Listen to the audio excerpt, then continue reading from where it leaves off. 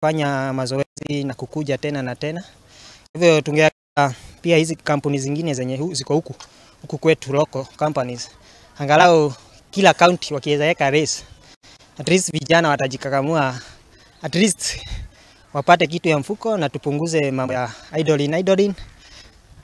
Na pia kukiwa na michezo kama hizi, hata venye wanakataza mgoka huku, inaweza kuwa hawahitaji kuikataza, waeke tu race, vijana wakuwe busy kuendesha baisikeli, mpira. Kwa hivyo wakipigana pia vita zingine, pia kwingine watusaidi, tunaweza shukuru kabisa. Tumepambana.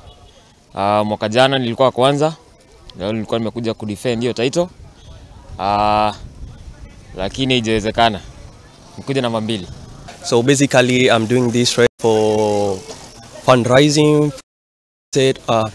as a scheme which like provide bursary for the students around the Arabuko Sokoke. So I'm doing this today for to raise funds, to make them get their school fees. Big applause.